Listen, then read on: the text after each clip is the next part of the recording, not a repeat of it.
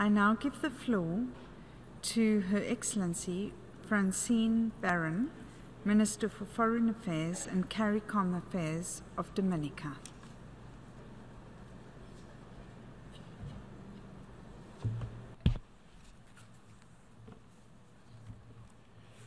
Secretary General of the United Nations, President of the General Assembly, distinguished heads of delegations, Excellencies, ladies and gentlemen.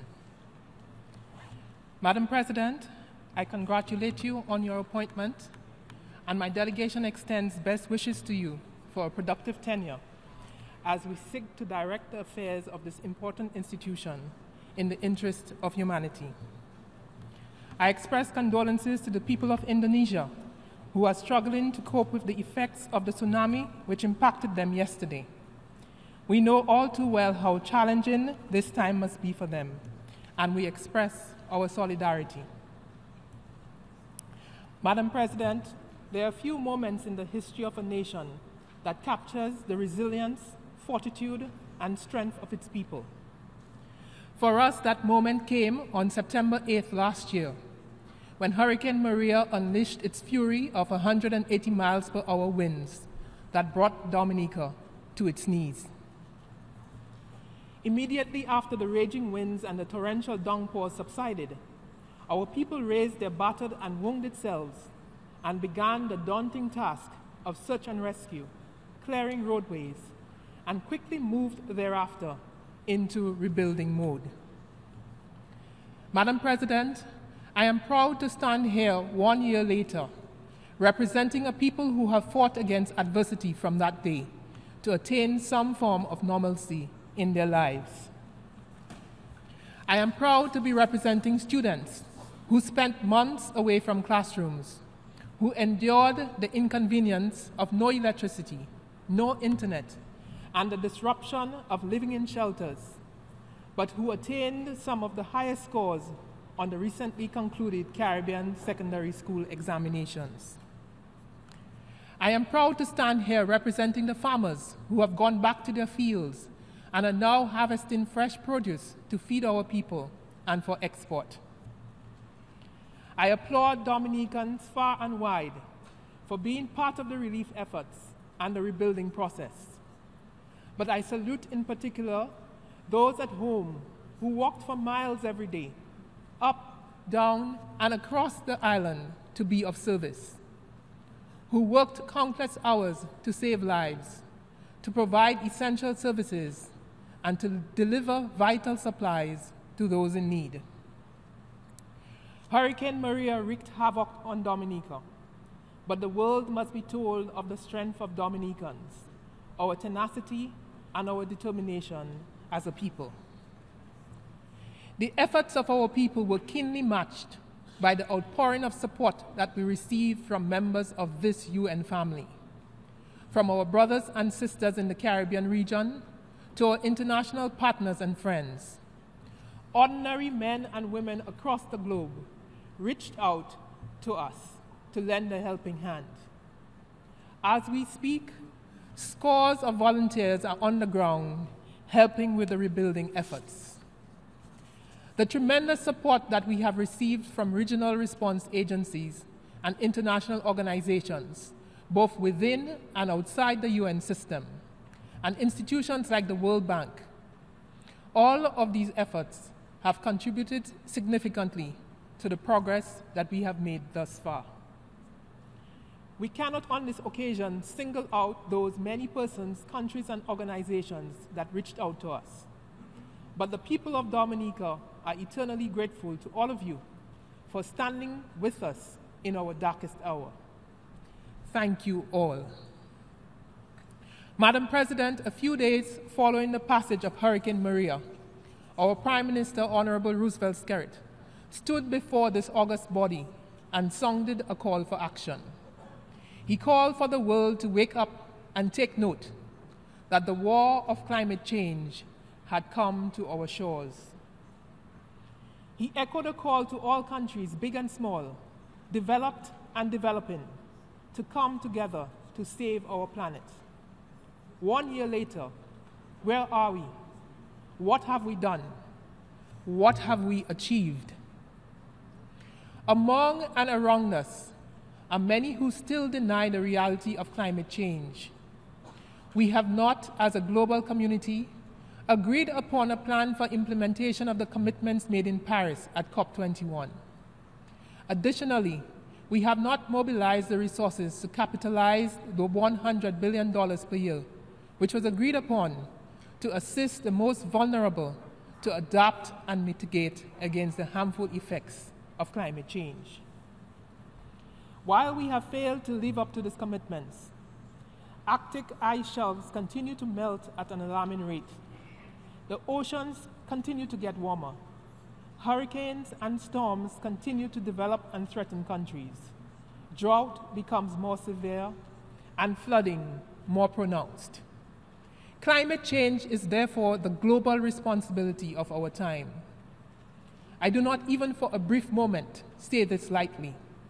How could I, standing here in this forum that appeals to our universal humanity? Madam President, we live in a world in which too many children go hungry night after night. A world in which light arms and small weapons continue to infiltrate our most vulnerable societies. A world in which non-communicable diseases account for many preventable deaths. Yes, I agree. Poverty, inequality, and violence are shared responsibilities too.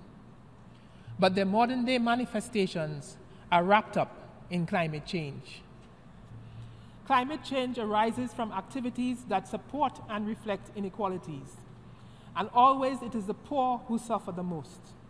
It is the poor whose lands are impacted by severe droughts and flooding, whose homes are destroyed and loved ones perish.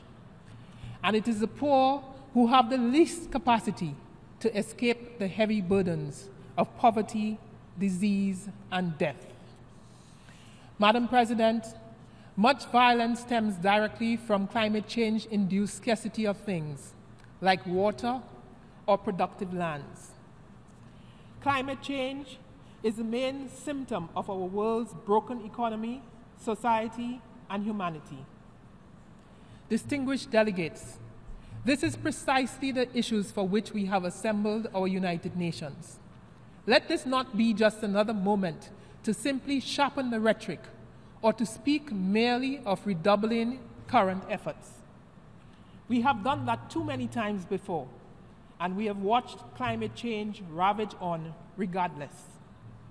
While we pontificate and engage in a perpetual debate, climate change will march on, laying waste to our forests and fields, whipping up the fury of angry winds and punishing rains, wrecking lives and livelihoods.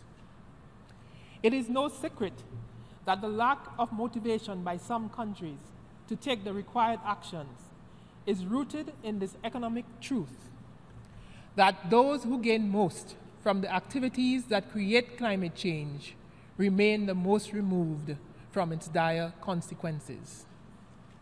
Since climate change is the result of an economic calculus that will keep pushing global destruction further and further along, it must be accepted as the responsibility of our time.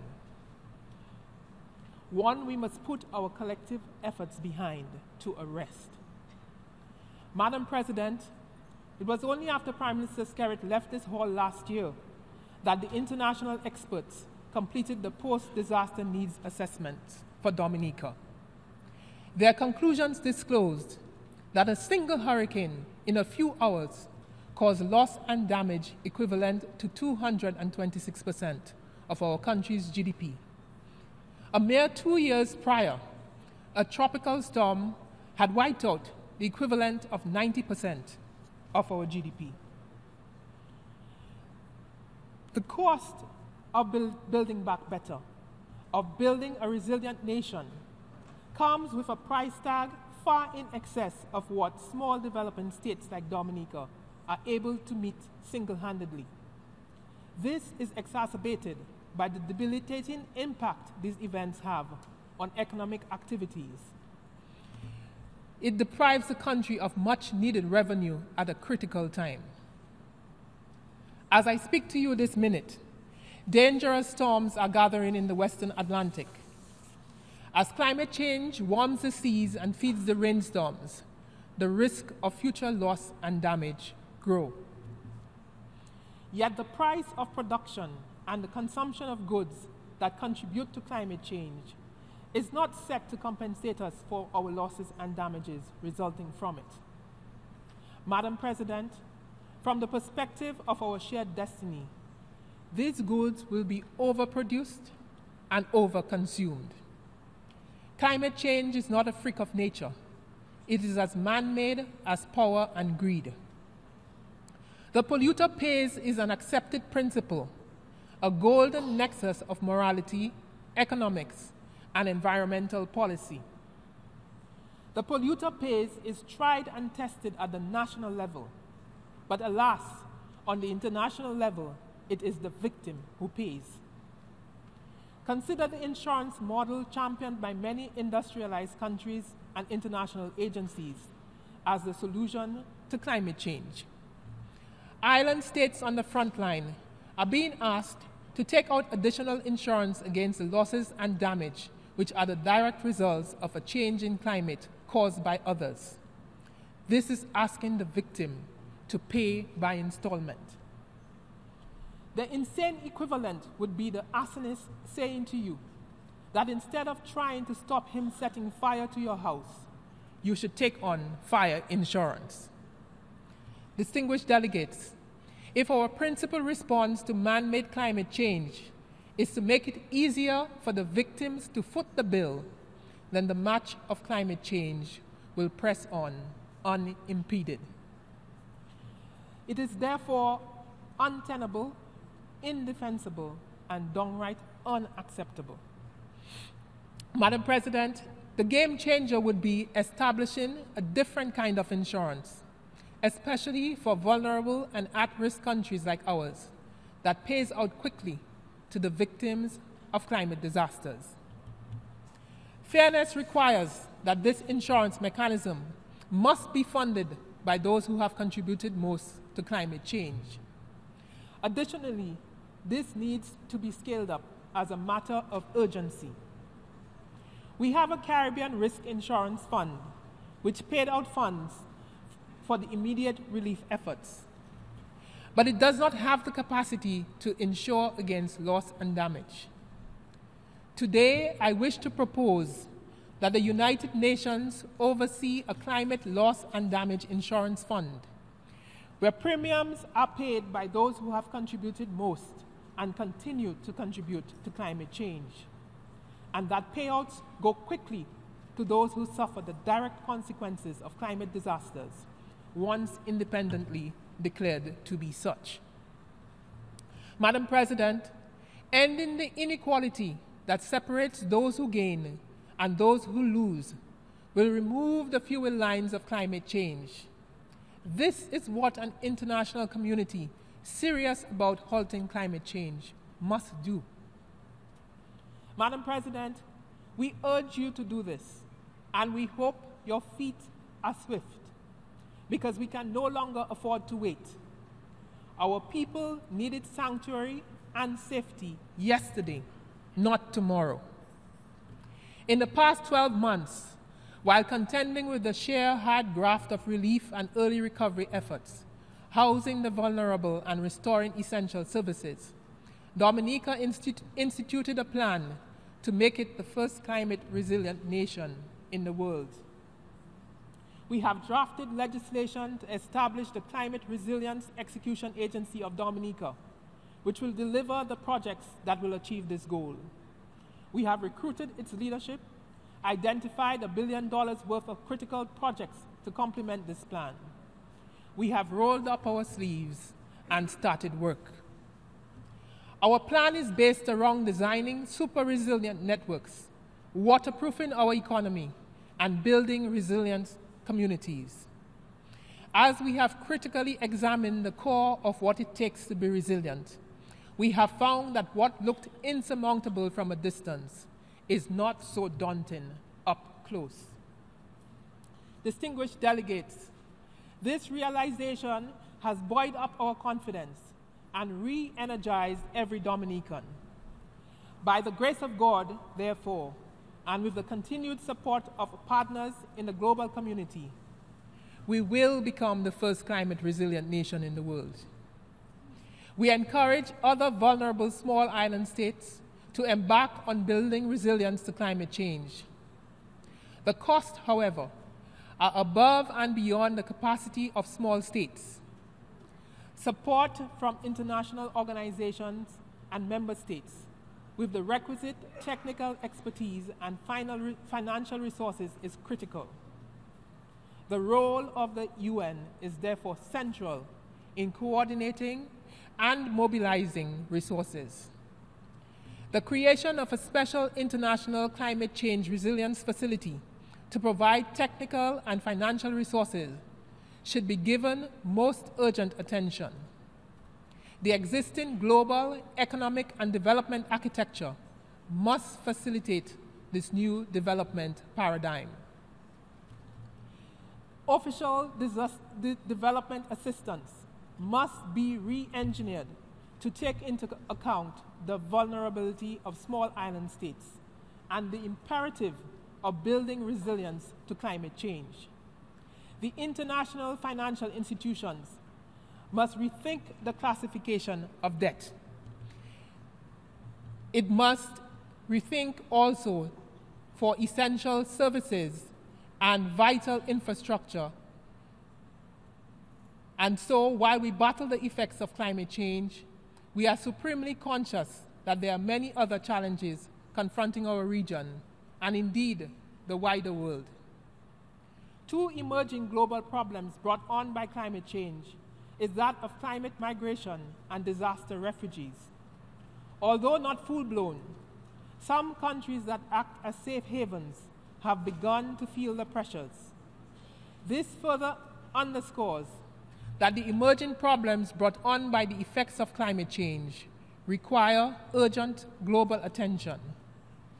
Dominica calls on these United Nations to begin the discourse on both climate migration and disaster refugees while it is still early. Madam President, we champion our region as a zone of peace. We remain extremely concerned about the situation in our sister countries of Venezuela and Nicaragua. We call for support for a process of dialogue to achieve a peaceful resolution for the benefit of the citizens of those nations, while respecting and observing the time-honored international norms of respect for sovereignty and the non-interference in the internal affairs of other nations. Madam President, over many years, this body has debated resolutions to end the economic and financial blockade of our sister country, Cuba. We have long established that maintaining this trade embargo can only have a negative impact on our brothers and sisters in Cuba. Notwithstanding its limitations, the Republic of Cuba has come to the aid of so many around the world, particularly in the areas of healthcare and education, and sometimes in the most trying of circumstances. We add our voice once more to the chorus of voices calling for an end to this blockade. Dominica is in support of a United Nations where young people, who account for over 40% of the world's population, can pursue a global youth agenda with opportunities to dialogue on key issues that impact their development. Similarly, we congratulate the stakeholder group of persons with disabilities and other non-state actors for efforts at advancing opportunities for persons with disabilities to ensure they remain part of the United Nations agenda. Madam President, distinguished colleagues, if we keep looking down at our feet, we will die of sorrow. We choose to look up. We move forward knowing we are not alone on this challenging journey. 12 months ago, the international community heard our cry and have stood with us. This has made us stronger and more motivated.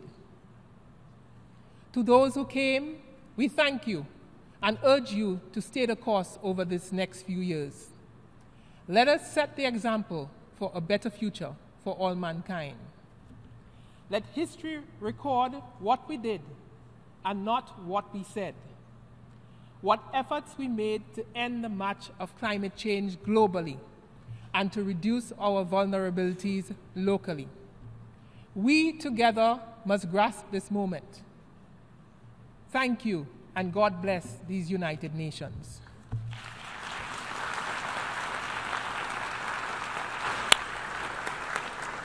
I thank Her Excellency, Minister for Foreign Affairs and CARICOM Affairs of Dominica.